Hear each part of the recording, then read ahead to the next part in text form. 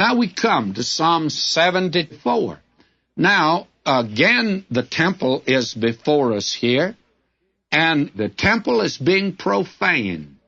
It's a maskil psalm, not of David now, but of Asaph.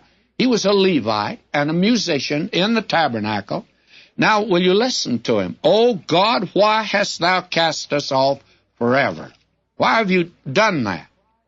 And then he cries out, Remember thy congregation, which thou hast purchased of old, the rod of thine inheritance, which thou hast redeemed, this Mount Zion, wherein thou hast dwelt. Now we're talking about geography, and it must be that land over there and that people.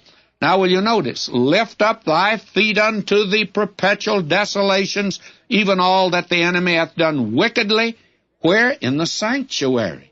Thine enemies roar in the midst of thy congregations. They set up their banners for sign. Now what happened? Well, Jerusalem has been profaned. It's been profaned several times. And it was profaned when there came into it Titus Epiphanes, the Syrian, in the line of one of the generals of this man, Alexander the Great, the family that was given the nation of Syria. Now, he came down, we're told, poured the broth of a sow all over the holy vessels and put up a statue of Apollo there. And that was called by Daniel an abomination in the 8th chapter of Daniel.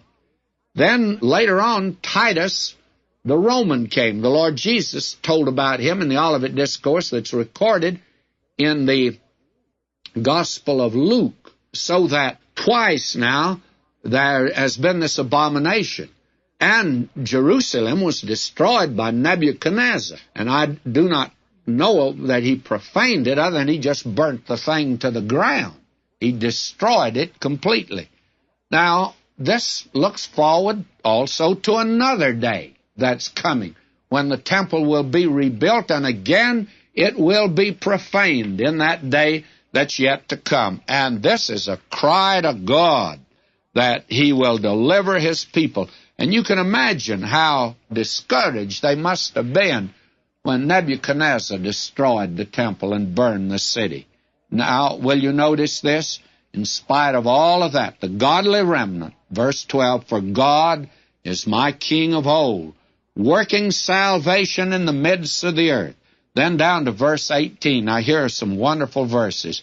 Remember this, that the enemy hath reproached, O Lord, and that the foolish people have blasphemed thy name. The enemy has taken us, and there are a lot of the nation Israel been very foolish. They haven't turned to God. But the remnant, now listen, O deliver not the soul of thy turtle dove unto the multitude of the wicked. Forget not the congregation of thy poor forever. O God, save us even in the midst of all of this trouble. And looks forward to that day.